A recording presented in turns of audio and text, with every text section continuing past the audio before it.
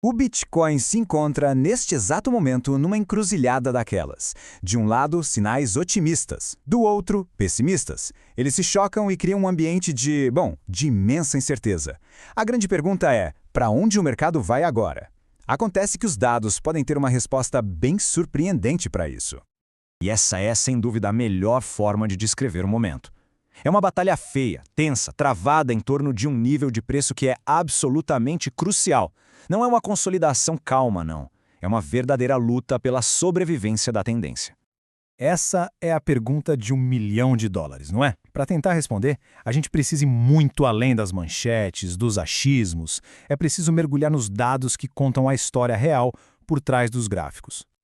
Ok, vamos lá. Numa primeira olhada, o mercado parece completamente dividido. Existem argumentos muito convincentes e bem populares para os dois lados. E é exatamente essa divisão que acaba alimentando toda a confusão.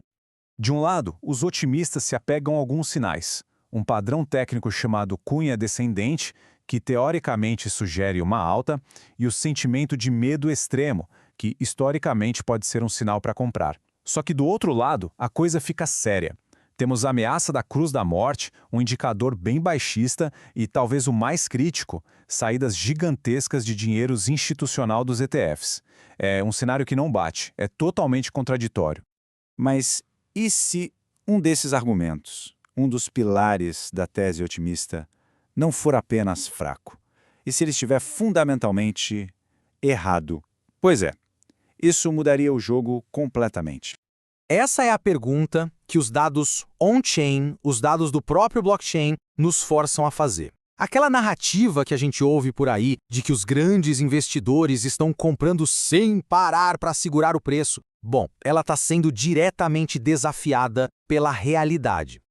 E não é uma divergência pequena, não, é o oposto. Os dados contam uma história completamente diferente. Enquanto a narrativa fala em compra, a realidade grita venda.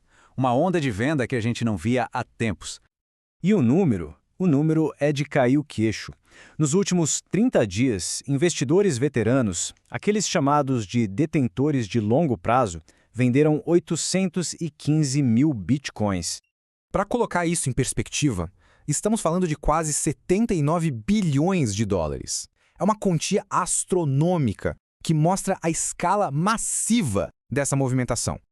E aqui está o ponto crucial. Isso não é gente vendendo em pânico, é distribuição estratégica.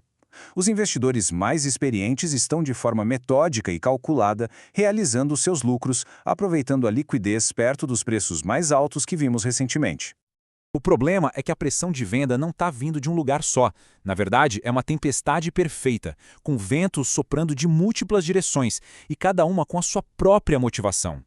Para entender um desses grupos, a gente precisa olhar para essa métrica, a STH-SOPR. De um jeito bem simples, quando ela cai abaixo de 1.0, como está agora, significa que quem comprou Bitcoin há pouco tempo já está vendendo com prejuízo. É a definição de livro de capitulação por pânico. Então, vamos juntar as peças.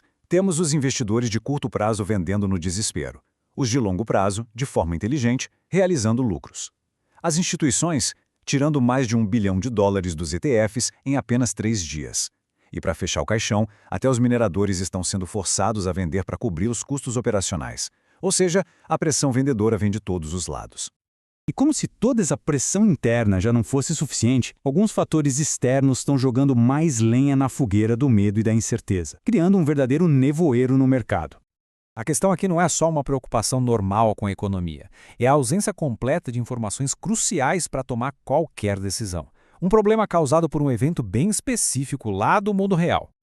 Uma paralisação de 43 dias do governo americano simplesmente impediu que os dados econômicos mais importantes de outubro fossem publicados. O relatório de empregos e o de inflação. O resultado? O mercado e o próprio Banco Central americano estão operando no escuro. E num ambiente de risco que não se consegue medir, o capital simplesmente foge de ativos voláteis como o Bitcoin. Diante desse cenário todo, olhar só para o preço pode enganar. Mas a boa notícia é que existem sinais mais claros baseados em dados que podem indicar uma possível mudança de maré. A balança no momento pende muito para um lado. O cenário pessimista é muito mais robusto e é baseado em dados concretos. A esperança otimista, por outro lado, se baseia num padrão gráfico e na ideia de que medo extremo significa fundo. É basicamente uma aposta contra uma avalanche de evidências. Então, para tentar cortar esse ruído, o foco tem que estar em 3 pontos-chave. Primeiro, os fluxos dos ETFs. O dinheiro institucional precisa parar de sair e começar a entrar de novo. Segundo, o indicador STHSOPR. Ele tem que voltar para cima de 1.0, mostrando que o pânico acabou. E terceiro, e talvez o mais importante de todos, o relatório de inflação de 10 de dezembro. Vai ser o primeiro dado real depois do apagão, e ele tem o poder de ditar o rumo do mercado para os próximos meses. Essa citação tirada de um relatório de análise nos prepara para a reflexão final, porque é justamente quando o mercado parece respirar aliviado que o verdadeiro perigo pode estar se aproximando. Isso tudo nos deixa com a pergunta muito complexa. A gente sempre ouve aquela sabedoria clássica do mercado, né? Compre o medo, compre quando há sangue nas ruas. Mas e se o medo de agora não for irracional? E se for uma resposta perfeitamente lógica e justificada a uma distribuição massiva, a fuga das instituições e a um vácuo de dados sem precedentes? Essa é uma questão que o mercado ainda não tem a menor ideia de como responder.